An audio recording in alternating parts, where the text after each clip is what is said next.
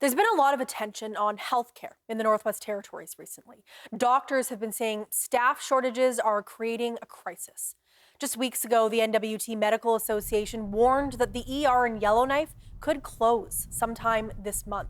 And Hay River was without any on-site doctor for a week. This afternoon, MLAs got to ask the N.W.T health minister and the heads of the health authority about some of those issues. Sarah Krymalowski joins me now with more. So Sarah, what was this meeting about?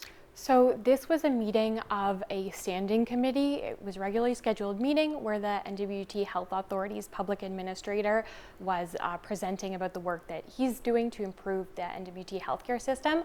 But this meeting was also one of the first chances that MLAs have had to get their questions about what's going on in the health system answered since these concerns about staffing shortages really came to the forefront kind of earlier this month in the last few weeks, and they had a lot to say. The meeting went about an hour over its allotted time. A lot of the MLAs really wanted to know what the N.W.T Health Authority is doing to address these potential shortages at the Yellowknife emergency room. And they also really wanted to know what the Health Authority was doing to address concerns from the Medical Association and really the tension that we've been seeing over the last few weeks between doctors and administrators with the Health Authority.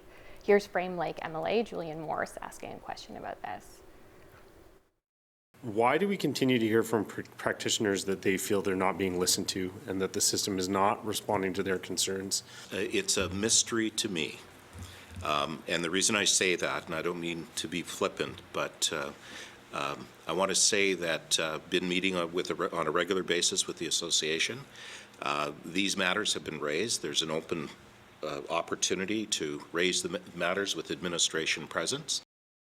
And later, Florizone did have a bit of a change in tone, and he acknowledged that there are serious concerns when it comes to staffing at the Yellowknife ER. Take a listen.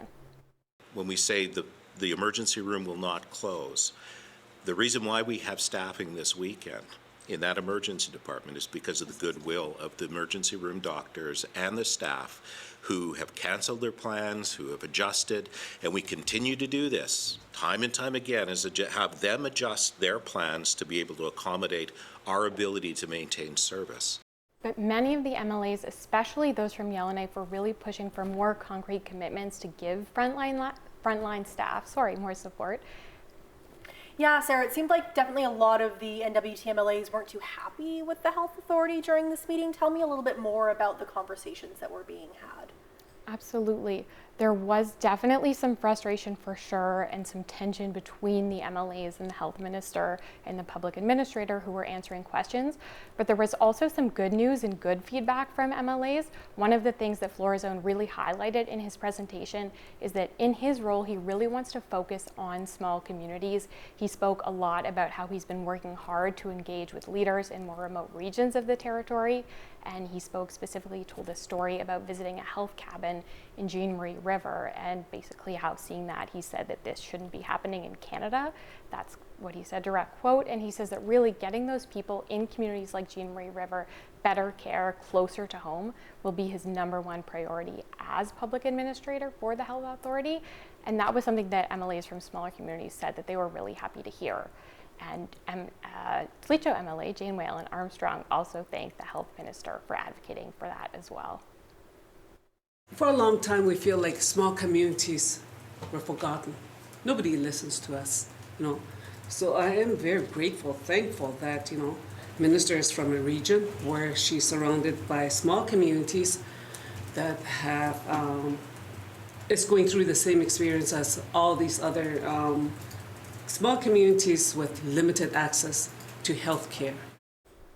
Florizone says that he hopes to start some of the healthcare reforms that he'll be working on in the Decho, small communities, places like Jean Marie River, and he says that other staff will be looking at each patient and really how at every step they could maybe be getting care closer to home and making that happen.